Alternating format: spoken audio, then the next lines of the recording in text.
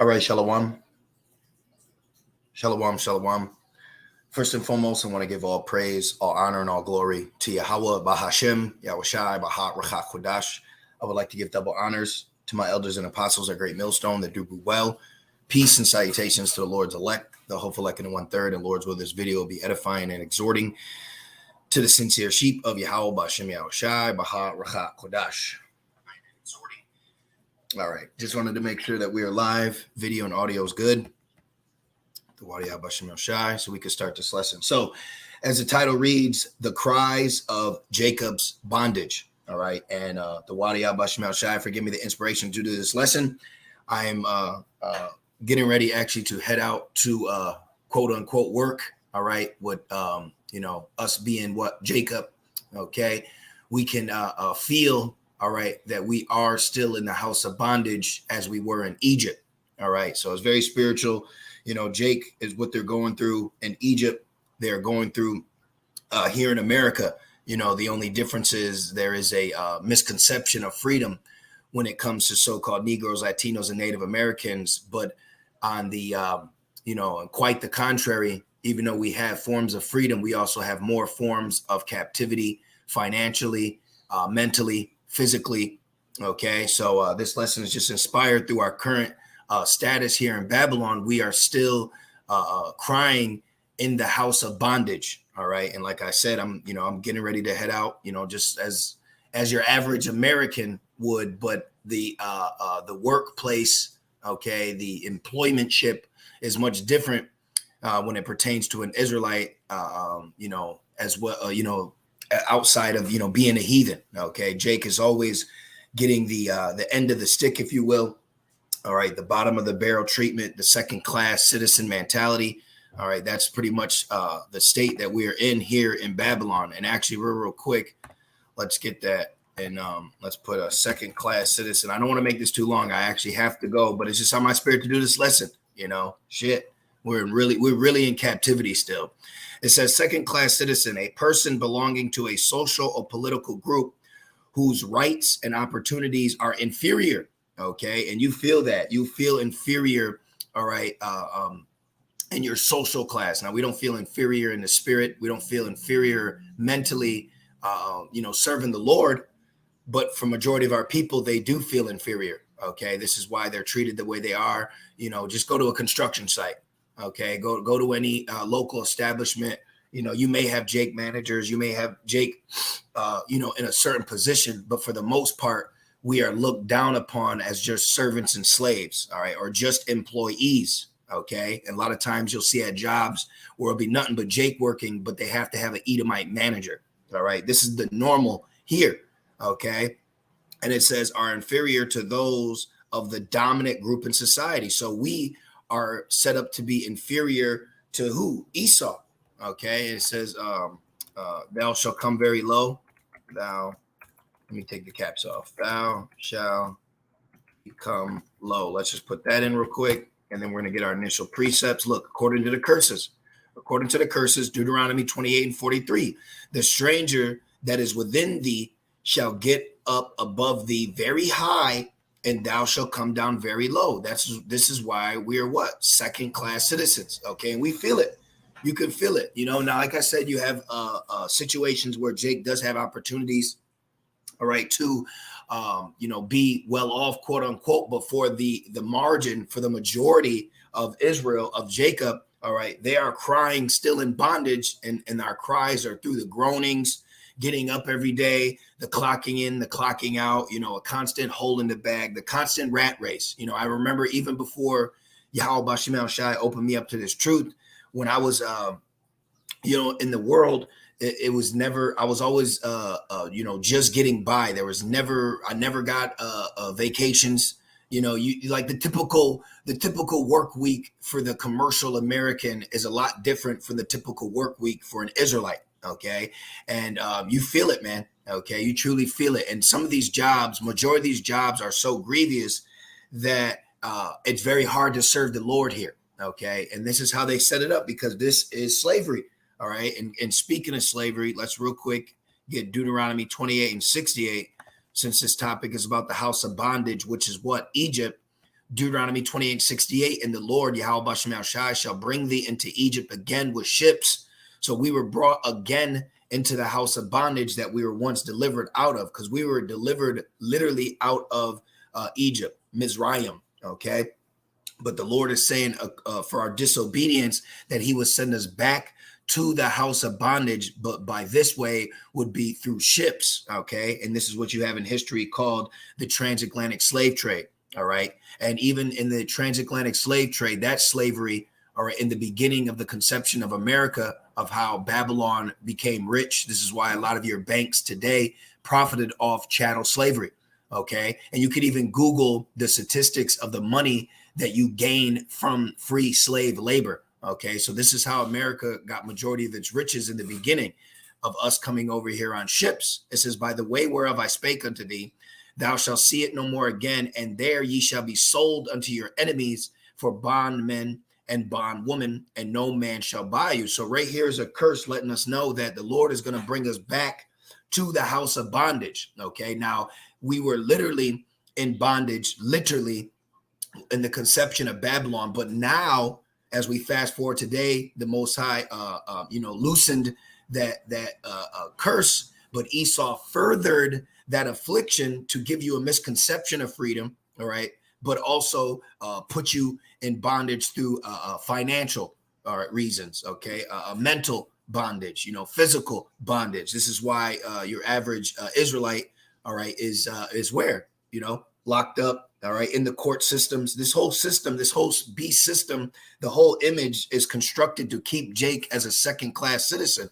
This is why when brothers and sisters go to work, your work is a little more grievous, okay? Your work is a little more tiring, okay? Because we are still crying in the house of bondage because this curse has been fulfilled, okay? We are still feeling those lashes, but now it's more financial. Now it's just more getting up every day, and it's chasing a dollar that's crumbling, but you still need to have it to keep alive.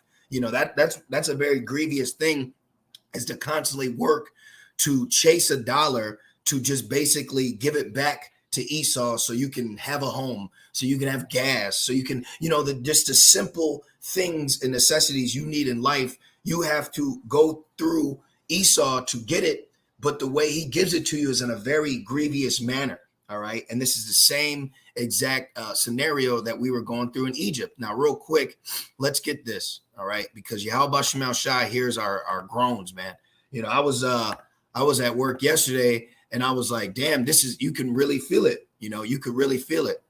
All right. Now, this is Exodus 23. And especially the Jakes that work under the table. Oh, man, because you got some jobs that are cool. You got some sisters and brothers that can get an office job, and hey, that's beautiful. That's very beautiful. But then you have other Israelites that are forced to do like roofing, general labor, construction, things that's truly slave labor. Okay. And then the way Esau treats you when you're on those job sites, it really shows you that this is modern day slavery. They have a spirit to still be in that overseeing work spirit.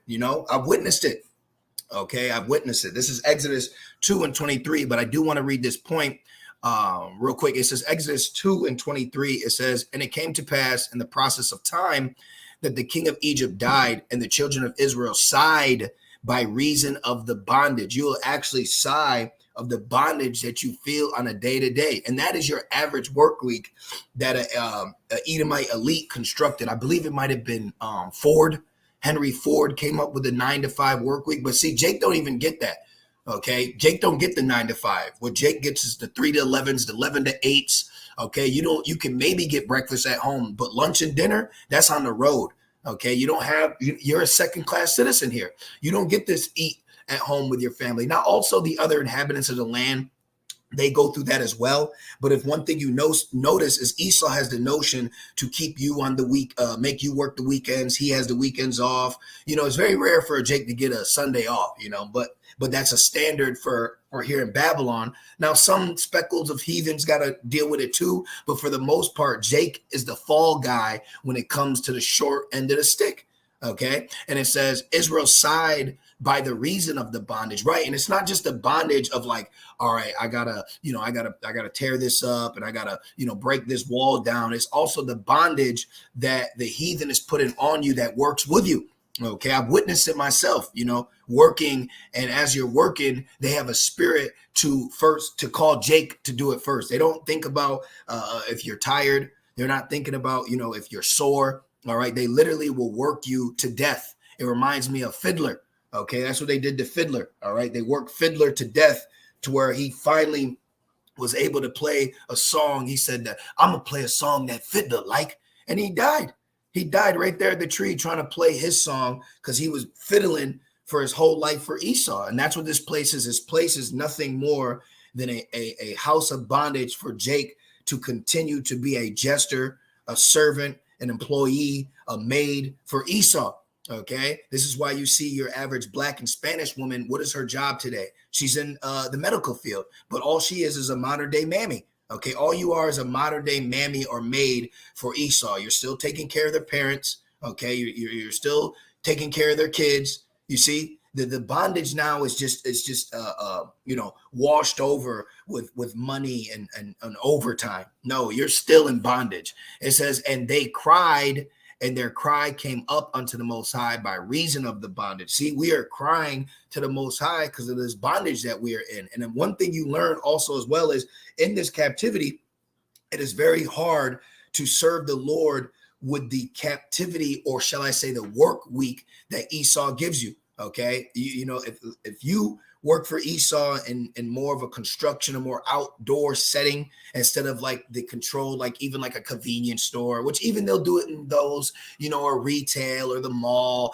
You got your, your jobs like that. But you have to understand there's a different side of the coin when it comes to work, depending on the field you're in. You got some brothers that are truckers, they're driving all night, all end, it's a very different world out here that people don't know about, and it says, and they cried, and their cry came up unto the Most High by reason of the bondage, and the Most High heard their groaning, and the Most High remembered, look at this, he remembered his covenant with Abraham, with Isaac, and with Jacob. And this is what we're getting ready to experience, is the deliverance from the house of bondage again. But this is why it says, it shall no longer be the Lord liveth that brought up the children of Israel from the land of Egypt, but the land of the north, because we are still in the house of bondage, but it's not the literal Egypt, it's the spiritual Egypt. And real quick, let's just get that for edification.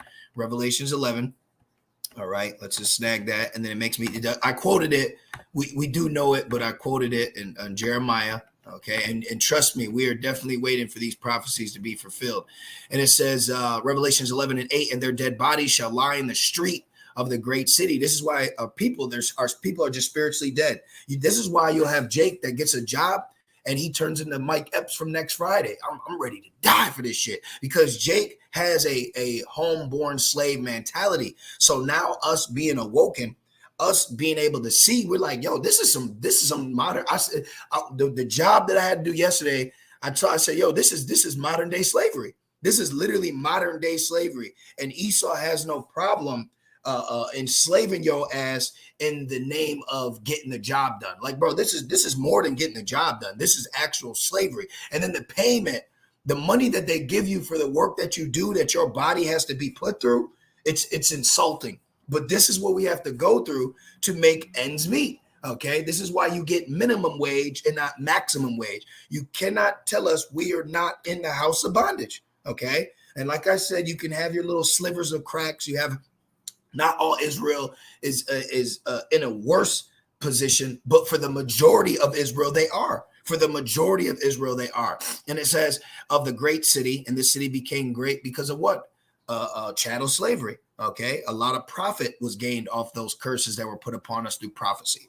It says, which spiritually, this is what we want, which spiritually is called Sodom. We can go in that for another lesson, but this is the one we want. And Egypt. See, it's called Sodom and Egypt. Now let's see if this blue letter is working.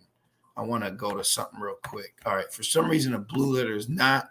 So what we're going to do is we're going to pull up another blue letter and see if that works. Because what I want to do is go to Exodus 20, where it speaks about the bondage. So real quick, because I got to jet up out of here before the slave bell rings. And I truly see why brothers say, hey, I'm still on the plantation. We are on a plantation. But call all Yabashim Shai, we're able to get money for a defense, but that's besides the point, and that's another thing. That's what keeps Jake blinded. Like, nigga, I'm free. Like, all right, you might be free, but your money's getting taxed. Your money's gone before you spend it.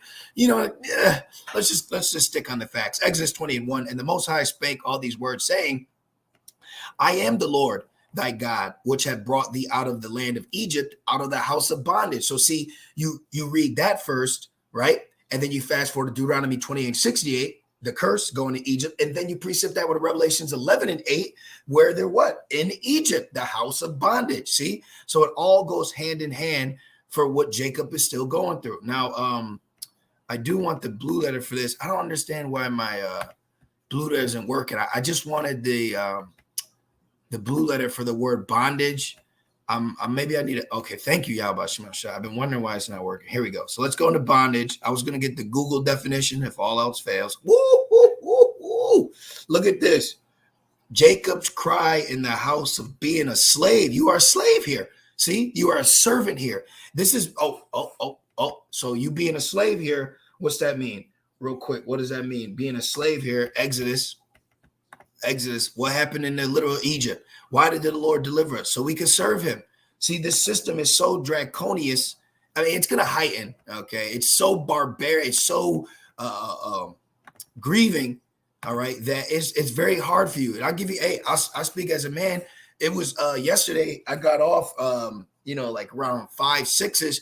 It took prayer. It took a lot for me to be able to do a lesson after work because I didn't have time to do one before. That's why I'm trying to do one right now and squeeze it in because I don't know what time I'm gonna get off. This is Exodus 7:16, and thou shalt say unto him, the Lord God, Yahweh Shema Shai, God of the Hebrews, has sent me unto thee, saying, let my people go, that they may serve me in the wilderness, and behold, hitherto thou wouldest not hear. See, so the Most High, all right, sent Moses to the Egyptians, to Pharaoh, saying, hey, you got to let my people go so they can serve me. Now, us being in the modern day spiritual Egypt, is Esau letting us go so we can serve the Lord? Hell no. So let's get that real quick. He refused to let them go. Esau refuses to let us go. All right. This is Jeremiah. Okay, I was mixed up 51 and 50. Bear with me. Let's get 50 and 33. Real quick. All right, Jeremiah 50. Okay, and Jeremiah 50 and 33. It says, thus saith the Lord of hosts, the children of Israel and the children of Judah were oppressed together. This is why you have a lot of Judites, all right, and a lot of Issacharites that work together. When I was in California, I saw nothing but Issacharites on the corners, waiting to be picked up, waiting for a job. A lot of construction jobs, you'll have, both Jakes. And guess what? A lot of those construction jobs, Jake is the general laborer. Jake is the back. Jake is the one grabbing the bundles. Jake is the one grabbing, the mortar. Jake is the one doing the heavy lifting. Okay. Jake is always here doing the heavy lifting. It says, look, we're oppressed together. All right. And that's what Esau does. He oppresses us with cruelty of authority. All right. And it says, and all that took them captives held them fast. They refused to let them go. See, house of bondage. We are crying still. Jacob's cries are still being heard from the house of bondage. This is why we need deliverance. Okay. We need deliverance so we can finally, get that rest and the prophecies be fulfilled of the new covenant being put on us, because staying here, all right, especially with Esau's agenda, staying here, okay, will be the death of you. Staying here will be the death of Jacob. All right. Now, is that going to happen? No. But what we're saying is the conditions that we go through on a day-to-day to live here in this house of bondage, it will kill you. Okay. If it don't kill you mentally, spiritually, and ultimately physically. Okay. You have Jake even driving to work and get shot, get killed. But this is the point right here, that we are slaves. We are still modern day slaves, but now we're just employees. We went from slaves to employees. Okay. Still in the house of bondage. But you know what? The scriptures talked about that. Okay. The scriptures talked about how this is going to not be our rest. Let's get that real quick. And we're also bearing it too. I want to also add that in. All right. The scriptures also say how we bear the indignation. But the point is, even in us bearing the indignation, Esau's further in that affliction. It's one thing to get up and work. Okay, granted, it's one thing to get up and work, but how he pays you, what he pays you. Even the scriptures speak about, paying a hired labor at the end of his day. Esau don't do that. Even if you work under the table, Esau don't pay you that same day. Now, in some cases, you might. I'm just speaking about the normal. I'm speaking about a broad spectrum of the normal, because that's another thing too. This place is so much hell that people will try to find a 1%, example that is, say, contrary to the 99% of what we're talking about. And that's the problem here, is people try to wiggle out of the problem that we're addressing and try to point to a solution that cannot cover us in whole. This is Micah 2:10. Arise ye and depart, for this is not your rest, because it is polluted. It shall destroy you even with a sore destruction. So it's telling us how we will not find rest here physically. Okay, it's even a battle to find rest here spiritually, but we do, because Yahushua said, I leave my peace unto you. Okay, so we do have peace in the spirit, but it's a battle to keep our peace while we're still in the house of bondage, why we still have to go through the everyday quote unquote grind. Now, we do seeing that come to an end. We are seeing the grinding cease. We are seeing the mirth go. We are seeing Babylon be judged. We are seeing prophecy be fulfilled, but we are still in your average work week. We are still sighing and crying of what we have to go through. Okay. So these things still are being addressed. This is still being spoken about, because he that leadeth into captivity shall go into captivity. He has us in captivity. He has us in the house of bondage while we're still trying to serve the Lord. And this is why, all right, real quick, let's get that in Judges 5. This is why at the end of the day, look, man, we're just rehearsing. Okay. Some brothers may be in a better position where there's certain laws that they can rehearse better than other brothers in their position. But at the end of the day, you can see, like, wow, I see why, we're just rehearsing the righteous acts. We're just trying, and we're under, and the Wadi Abba Shema Shai, that we're under grace. Because if we weren't under grace and we had to live by these laws while being in this captivity and keeping his laws, you would die. You would die. You got Jake dying by the thousands that don't even know they're Israelites, just living for Esau's system. You get ran in the ground through his athlete, sports, entertainment. Although even those things, Jake can't keep up with that lifestyle, because Esau, he just pulls and uses you until there's nothing left. This is Judges 5:11. They that are delivered from the noise of archers, in the place of drawing water. See, we're in the place of drawing water representing slavery. This was a judgment that was put upon some Hamites, which that's another lesson. It says, there shall they rehearse the righteous act. See, this is why the Lord told Moses, and when we were in Egypt, to let us go so we can serve the Lord, because after we got delivered, that's when we got the laws. Remember, in the wilderness, that's when we got the laws. We got the Levitical priesthood. The Ark of the Covenant was built, things of that nature. That all took place after Egypt. Okay, but we had to be delivered out of captivity to even get a inkling of what the level of servitude we were supposed to be living by, serving our God. Okay, the God of Abraham, Isaac, and Jacob. And it says there, they shall rehearse the righteous acts of the Lord. See, so we're rehearsing it, but this captivity is so bad that he'll have you working, on the Sabbath. That's why, I really get why Elder Pastor says that. Like, there's so many other avenues now, as the days, are coming to an end, that you can find other means of work. Now there's times where I'll do certain jobs because I know there's money there, but then at the same time, it's very grievous what you have to go through to get this money from Esau. So if it's in your ability, to entrepreneurship, app-based jobs, if you're good with your hands, things of that nature, find yourself something, that's a little more easement in this captivity. Because if you just accept the avenues that Esau gives you here, oh man, he'll run you into the ground.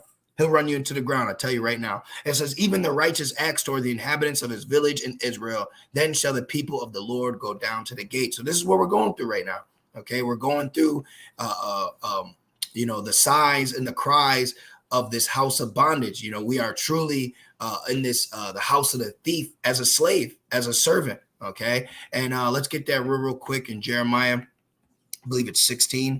Let me see. I haven't brought this one out in a while, but I find it very fitting. And, especially the hell we catch, it's nice to read these prophecies that are getting ready to come to pass, to comfort us. Okay. Especially when you catch hell, especially when you feel that bondage. So you got other Jakes that don't want to feel that bondage. They act like that. No, I'm good. Especially a lot of black women, they act like they're free. Okay, this is why they put more hell on the so-called black and Hispanic man, because Esau has given them a form of freedom through sexuality, twerking, social media. And that's really, if you look at it, that's how Jake, if he don't want the 9 to 5, you're going to have to demote your integrity to a level of lowness that you have never reached naturally. You are constructed and commercialized and packaged to bring yourself to a lower state just so you don't got to work every day. You got to tat your face up. You got to smoke your life away. It's a terrible life. It's a terrible life for Jake to try to be free here. I'll put it to you like that. Jeremiah 16 and 15. And it says, let's see. Jeremiah 16 and 14 says, therefore, behold, the days come, saith the Lord, that it shall no more be said, the Lord liveth, that brought up the children of Israel out of the land of Egypt. So here we know about how we were brought up and delivered out of the land of Egypt, right? But now we know that under curses, we've been sent back to Egypt by ships, and it's a spiritual Egypt, which is known as the virgin daughter Babylon, or Babylon the Great, which is also referred to as the great city. And this is the city that we are in. And for every great city that you have outside of Babylon being that great city, you're going to have Jake being the maintenance man, Jake being the janitor, Jake being the cleanup guy, Jake being the back, Jake being the slave, Jake being the servant, Jake being the maid, Jake being at the bottom to keep Esau puffed up at the top. That's just the normality. All right. I don't care that there's a couple managers and, there's a couple Jakes that slip through the cracks. I'm talking about the majority of what we feel on a day-to-day basis. This is Jeremiah 16 and 15. But the Lord liveth, that brought up the children of Israel from the land of the north. Where is the north? North America. North America. We are in the land of the north.